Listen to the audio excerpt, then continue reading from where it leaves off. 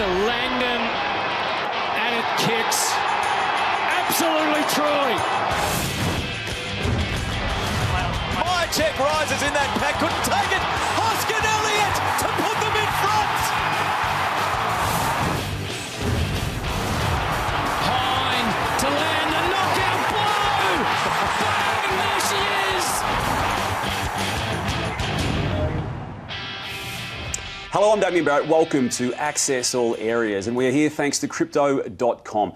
Extraordinarily, Richmond is again a live premiership hope. This flag-winning era, Matthew Lloyd, may not yet be over. It's amazing, Damo, that they're only in on percentage. So they're seventh on the ladder. They're still on the same points as the ninth-ranked team. But I think they're playing probably the third best football of any side. They've won 7 of their last 9.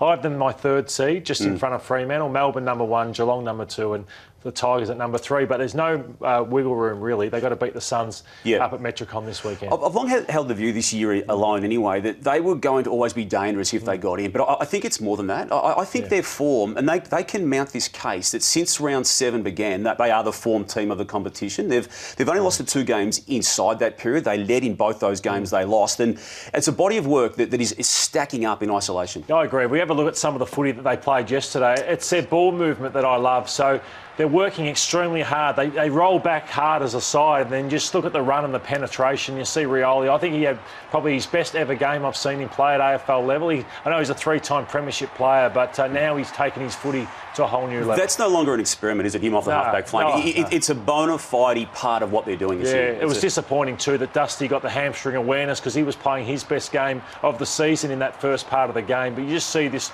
transition. It troubled Geelong for large periods. They're probably not defending as well as they'd like, but in terms of their transition, it's been sensational, David. And this is this patch of form, Lotto, to which I refer. It's dominant. I mean, the percentage is huge in that isolated period.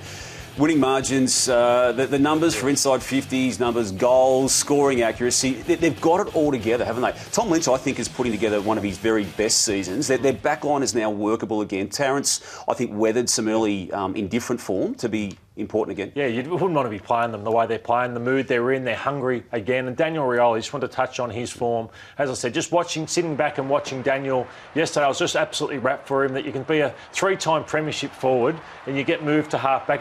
This has been going on for a fair while. It's over 12 months that he's played in this position, but the confidence now to beat an opponent first and then spread. He's on Cripps there. He wins the handball straight away, but you've got to get in front of him, otherwise he's off to the races. So he's kicked 28, had 28 touches, kicked one himself, set them up time and time again, and just doesn't waste a disposal.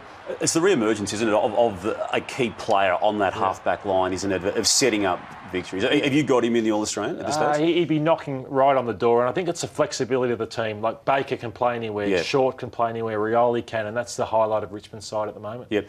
There was a dramatic finish to the Fremantle-Port Adelaide game in Perth yesterday, Lotto. They got the lead out, the Dockers, to 40 points, but then on the back of this man, largely, and others around him, Charlie Dixon, they surged back to the point where they probably will be thinking they should have won the game. Yeah, they had their chances. They'd be ruining that, and the 5 losses they had to start the season, because they're playing great football now, Port Adelaide. I just wonder about the game style of Fremantle. It takes a lot of energy to play it, and they blew up late. That Brayshaw chase down will be highlighted through the week. That is why he'll be the next captain of the Fremantle. He was spent Dockers. when he did that. He was, and he was spent probably the next 3 minutes after it. He couldn't go because of that. But look at it, 9 points. They were on the ropes with 10 minutes to go. That Brayshaw moment sealed it for them. And then missed the clutch, then missed everything, as in Robbie Gray. You can see the time, you can see the score difference. And then Todd Marshall, who's the best kick in the game, only just missed this one as well, but they still had chances. But when you go 0-5, Lotto, you don't have the luxury of then missing one you should win, and I think that's it for them from the finals perspective. That is it for them. I went back to their first 5 games. They lost in round 2 to Hawthorn, got belted, and then they lost to the Crows with Dawson after the siren. So if you lose those games to bottom 5 clubs, well, you don't deserve to play finals. Although Rory Lowe's had a good career, but I would argue 2022 is his best season. This is the impact that he's having in this top 4 chance for the Dockers this year. it's presence that is bouncing off that page there with how he's playing. Oh, he's playing the best footy he ever has, but I want to ask you, why is his name continually come up for wanting to leave the Fremantle Dockers? Look, he's contracted for 2023 as a Docker, but we know in the last trade period, this is what he did yesterday, Lord. He dominated this game in the first half particularly and was still serviceable, more than serviceable in the second half. Wanted to trade out last year. I expect it to happen again, Lordo. And look, the club is aware this could happen again as well. And obviously the club is also getting all its ducks lined up to make the massive approach formally to Luke Jackson. So they're going to need some wiggle room financially on it. And he's on a good whack. So that will be part of that overall project. Again, contracted for 2023 as a Docker, but I don't think he'll be there. And you believe Jackson more likely to move than stay? More likely to move than stay, yeah. And Fremantle would be more of the choice? Fremantle's the one that's got inside his head to this point anyway, more so than West Coast. So I can understand, I suppose, if Jackson comes in, that Lobb goes out, and the Western Bulldogs, have they been linked to They'd be Lobb? a chance, I would think, It'll be a Melbourne club, I believe, but again, that still gives 9 options, doesn't it? But I just want to touch on the Fremantle Dockers and the environment that Longmuir has created. Aish, best game I've ever seen him play yesterday, 29 and 2 goals. Jordan Clark couldn't get a game at Geelong, 29, and Brodie has 27, plus Frederick and these types of players. Late picks playing great footy. It's a big tick for Justin Longmuir. You've got Richmond as your third seed behind Melbourne and Geelong. Have you got the Dockers in at number 4 and Brisbane number 5, Hawks and Giants, Lordo, was a slog on a wet Showgrounds oval, but Callum Brown was the dominant player in this game, and he was a late inclusion. Amazing. That's from Ireland and played in a lot of wet conditions over there in Ireland, cold conditions, and he just thrives in them. He's played 4 games of AFL footy, 2 of them with a sub where he didn't play, and 2 of them he's been involved in key wins. When they were decimated up, they went to Geelong. Callum Brown kicked a couple of goals, played a role on Tom Stewart, and then his technique yesterday in those conditions, kicked 4 goals. He was best on ground for mine. Some players have really thrived under Mark McVeigh's interim coaching period as a Giant. I'd argue Jesse Hogan's one of those players. It's his 3rd club, but I reckon his 5 or 6 weeks has been really good. He played a different game to every other forward. So down the other end, I thought Kaczynski struggled, Lewis struggled. And look at this from Jesse Hogan. In these conditions, marking 22 disposals, 2 goals too. He should sign for another few years. You wondered about where he's been at mentally, but he seems in a good space under McVeigh at the Giants.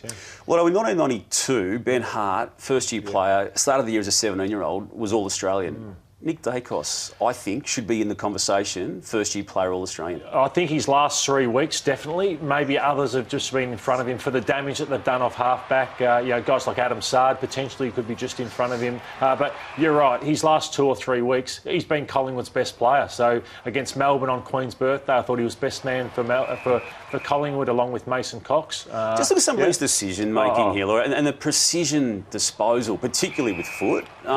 You'll see one here. I mean, this is unbelievable percentage to take off, and he nailed it. His brother didn't break stride. No. So, that is something that, as I said, he's just getting better and better. And as I said, I've seen him as a junior be a dominant midfield forward. So he's got so much growth and scope for where he can go in his footy career. So is it still sky limit? Are we sky the limit?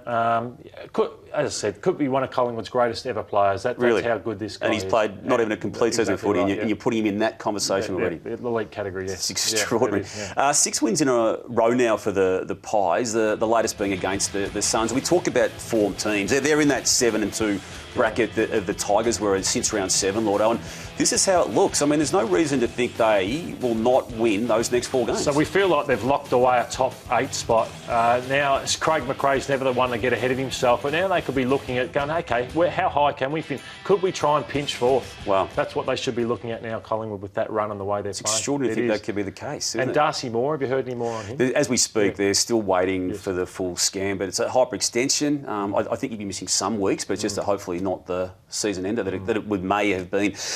North Melbourne, Lordo, 112 points was the margin they lost to Geelong by at the weekend. It was just another plank in this very, very ordinary season, and ordinary 2 seasons under David Noble's coaching. And whether we want to or not, we are going to be talking about whether he's there because of the decision by the club to bring Jeff Walsh in as a consultant to review him and other aspects of the club. And it's hard to see him. It's almost impossible to see him going to be there now.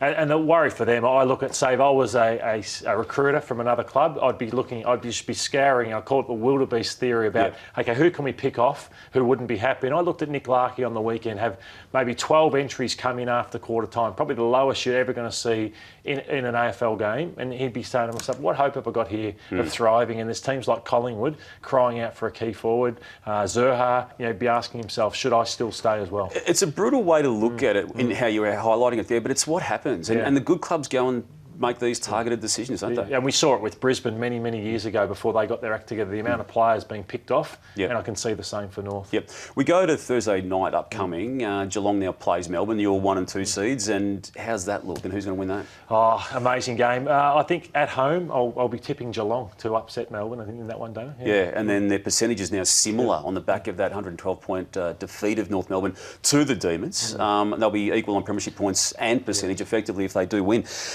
Petrarca, Lordo, look, he just continues to take his game to new levels. A slightly different role against the Crows as a forward. Yeah, it is. I think they're lacking cohesion, so we'll have a look at their forward line as a whole very shortly. But I think Simon Goodwin's identified that we're really struggling, and this is where he made his name as a forward before he went into the midfield, and he was involved in 46% of scores against the Adelaide Crows. That to me seems an extraordinary number. And you'd probably say it's unhealthy for what's going on, but it's because of this. So Bailey Fritsch is right off at the moment. This is their goals per game, 2.2. He's out of form.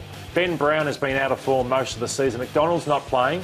Pickett was better on the weekend, but been out of form. Wiedemann's in and out all the time, and that's why you've got Petrarca now having to play. And then you've got Mitch Brown, who's not up to AFL footy but getting opportunities at the moment. So that's an issue for them, and that's why I'm tipping Geelong. I think they're lacking cohesion as a midfield group going into their forward line. A man who was an opponent of theirs on the weekend in Taylor Walker, yet to re-sign with the Crows. Started the game really well, Lordo, in the first half and then faded out a little bit. But would he look okay in a Melbourne Guernsey next year? Well, if he was playing for Melbourne this year, you'd be going, OK, they are premiership favourites by a long, long way because they've got Taylor Walker playing for them. So, some will say the Western Bulldogs. I'd say no, because you've got Darcy coming through, Jamari Ugle-Hagan, Josh Brewster come back. So, I reckon there would be a club sitting out there going, OK, Tex Walker for 2 years. Could it be the difference in us winning one or losing? It makes sense to do it. The Swans, Lordo, just keep losing matches that they probably should win. Essendon was the opponent on the weekend. Isaac Heaney had a good year, but it hasn't become the year that it was threatening to be early in the year when he burst out of the blocks. No, he's out of form at the moment, Isaac Heaney, and the Swans are just hanging on to a top 8 spot. They need him to lift. He's only kicked 12 goals from his last 8 games, and he had 9 touches against Essendon on the weekend, 12 touches the week before against St Kilda. So it's the toughest position on the ground to play.